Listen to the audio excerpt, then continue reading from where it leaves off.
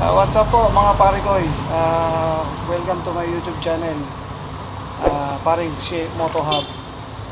For today's video, tuturuan ko kayo paano mag-change oil ng Bajaj RE. Tara, samahan nyo ako.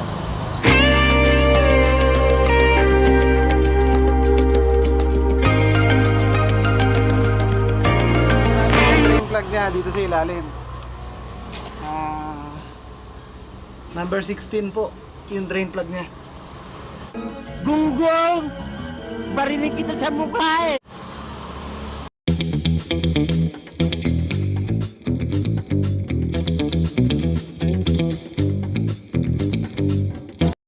Ingat po tayo sa pag-change oil mga pare ko. Dapat po medyo maligam-gam yung makina natin.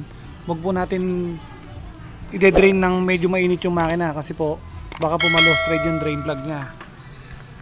Mas mainam po kung meron tayong compressor para lalo pong matanggal yung mga ibaba.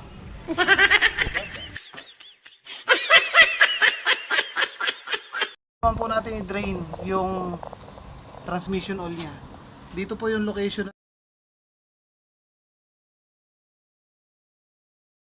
ng kanya, yung drain bolt number 11 po ang kailangan yung socket or box range na 11. Ito po.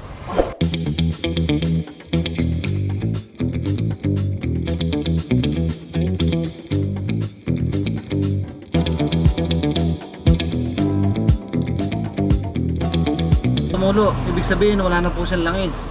Kaya maganda po sana regular po yung pag-change oil natin para po maiwasan natin na huwag masira yung ating mga makina.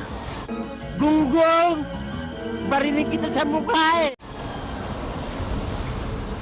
Mga pare ko, ito patak-patak na lang po siya. Tanggalin din po natin yung oil filter niya mga pare ko.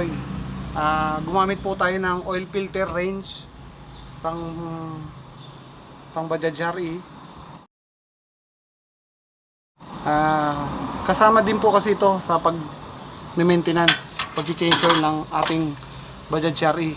Kasi ito po yung sumasala na ng ribabat dumi ng ating mga makina. Kaya every time na mag-change oil po tayo mga pare ko, kailangan po natin magpalit ng oil filter. Kabit na po natin yung oil filter niya mga pare ko. Ito po yung genuine oil filter niya. Para sa Bajaj RE. Huwag po tayong gagamit ng mga local parts mga pare ko, kasi ito po ay pwedeng maging sanhi para masira ang ating makina. Kaya pag bibili po tayo ng oil filter, siguraduhin po natin siyang original. Ayan po. Ito po yung palatandaan na original po yung oil filter na nabili nyo mga pare ko. Ito po, meron siyang gold label. Ayan, sa bandang itaas po.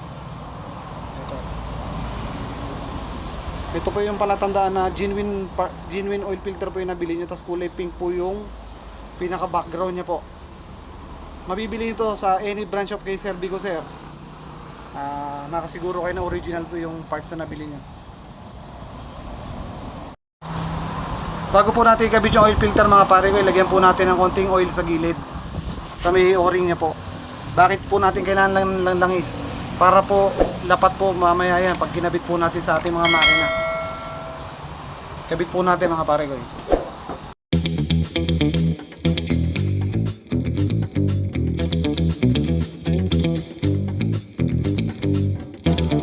Saka po natin higpitan ng bahagya ng ating oil filter range para po siguradong hindi tumagas po mga pare ko.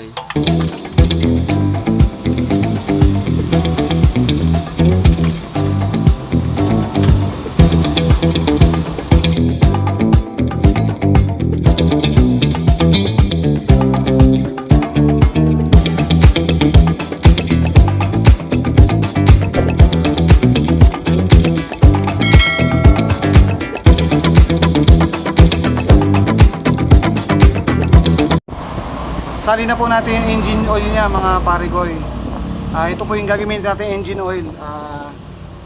Gawa po ni Bajaj RE. DTSI oil.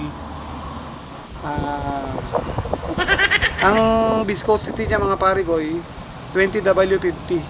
Ayan po. Kuwan po siya. Premium. Gunggong! Barinig kita sa mukha eh! Yung engine oil na po siya mga parigoy. Ito po ay para sa ating mga Bajaj RE lamang po. Ayan po, nakalagay naman po mga parigoy. RE Special. Yan. Ayan po. Formulated engine oil from Bajaj RE. Ang engine oil capacity po pala ng engine natin mga parigoy, sa engine po is 1.6 1,600 ml mga parigoy. Sa transmission naman po 320 ml. Dito po, para maisalin po natin ng maayos, gumamit po tayo ng imbudo sa transmission. 320 ml po, ulitin ko mga parigoy. Transmission oil capacity 320 ml. Sa engine naman po 1,600 ml mga parigoy. Salin na po natin.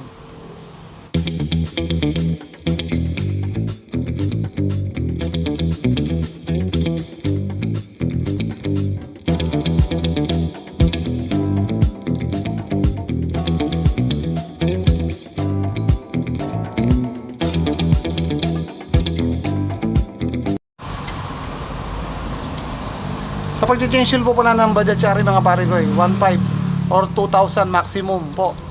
Para hindi po kayo matuyo ng langis. Siyempre habang tumatagal po, nag-iinit yung makina, may possible po na nag-evaporate po yung langis.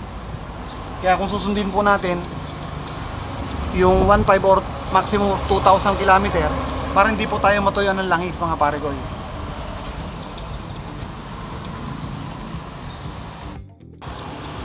Ganito na lang po tayo mga parigoy. Sana po may natutunan kayo sa aking video. Kung hindi ka pa nakasubscribe sa aking channel, pakikita lang ang subscribe button para lagi kayong updated sa aking mga videos na ilalabas. Ingat po. God bless mga parigoy.